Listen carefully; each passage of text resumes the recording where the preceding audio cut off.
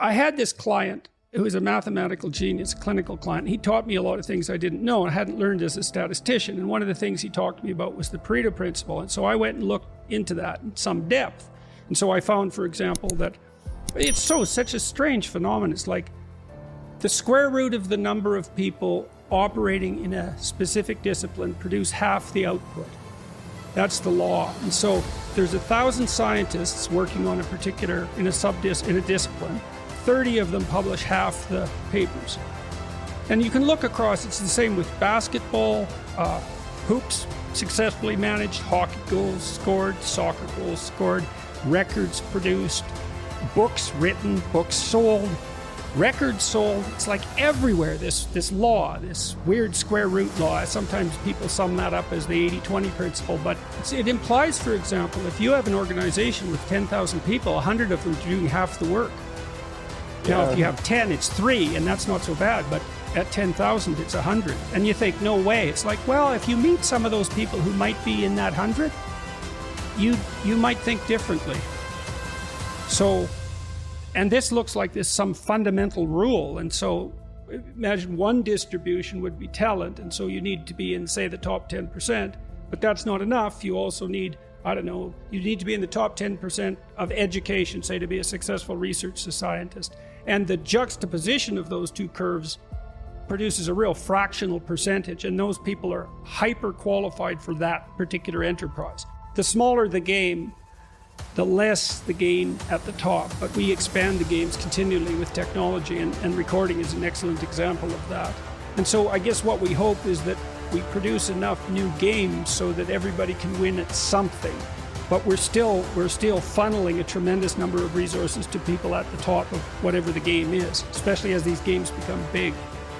So, yes. And you see that well, it's really obvious with money, and people complain continually about the top 1%. But the problem is that there's a book called Big Science, Little Science that was written in about 1962, and the author escapes me at the moment, but he did exactly the same sort of analysis for the scientific literature. It's exactly the same story. So, hyper-dominance of a tiny minority of people, and so there's a natural.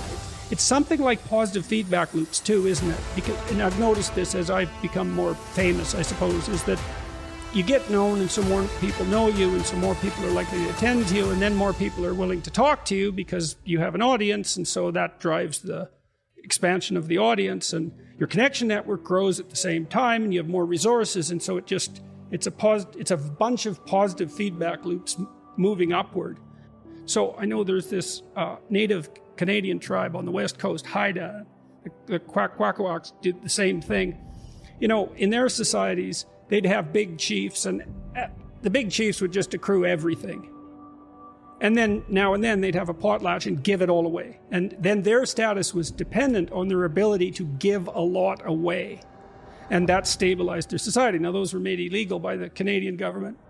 But I do believe that that was one of their so-called evolved solutions to the terrible problem of inequality. The fact that, you know, goods tend to accrue in the hands of a few. I mean, I studied entrepreneurial success as a researcher for quite a long time too, because one of the personality factors that predict entrepreneurial ability is this trait openness, which is essentially creativity. And what defines creative thinkers in part is, so here's a simple creativity test, and it actually is reasonably predictive of creative capacity, both in terms of originality of thought and creative productions as assessed by experts. How many uses can you think of for a brick in 3 minutes? You got to write them down. Or even, how many 4-letter words can you think of in a minute that start with C? That'll be correlated at about 0.3 or 4 with your creativity, depending on how it's measured. Very simple test. And what seems to happen is that creative people, when they think of one idea, the probability that that will trigger an associated idea is higher, especially a distally associated idea. So that likely means that creative people have more erroneous ideas as well. And then they have to, you know, what would you say, edit them and select. But one of the things that makes creative entrepreneurs successful is that they produce a large variety of creative products, and then they throw them out in the marketplace, and most of them fail, but you just need one to hit that Pareto point, and then you're successful.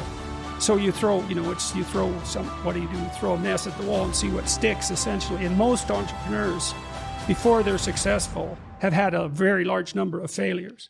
Because even if you're intelligent and creative, the probability that you'll build a product that's actually timed for the market is extremely low.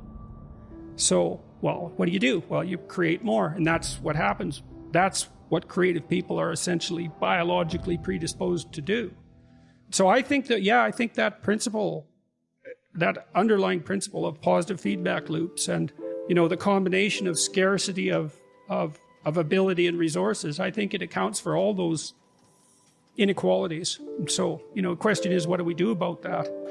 Partly we've tried to solve that, so to speak, we in the West, by trying to ensure something like equality of opportunity across a wide range of games. That's not a bad sort of meta solution, right? It's like, well, we can't predict. We know that there's going to be wild disparities in outcome, and we can't really do anything about that. But maybe we can give people something approximating an equal shot at winning some game. And that would be better for everyone too, because then we can harness their creative resources. And it isn't obvious to me that there is a better solution. Technically even, I can't see, I don't understand. I don't know what a better solution could be. How much more do you have than most people have? You need to make $30,000 a year to be in the top 1% of the socioeconomic distribution worldwide.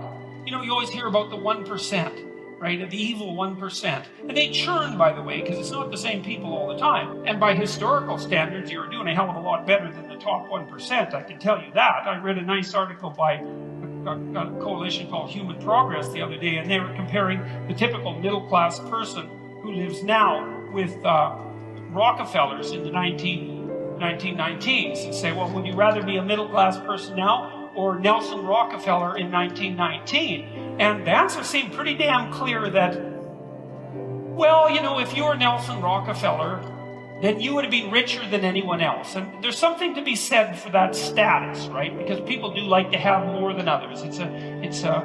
I don't know if it's a good thing or not, but it is one of the things that we like. And so you'd have that. You'd be richer than everyone else. But there'd be all sorts of things that you have that Nelson Rockefeller wouldn't have had a hope of purchasing.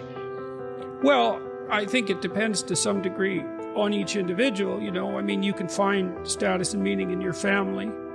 You have your pursuits outside of your work. I'm not saying that money isn't a good singular marker of relative status. It's probably the best singular marker there is, but it's not the only one, right? There are diverse places where you can attain status. And so, you can be poor and dignified. You've certainly met people like that. You can be poor and admired within your family. You can be poor and of decent or outstanding character, for that matter. And so, that's not exactly a domain that's regulated socially like the economic domain, but it's not nothing.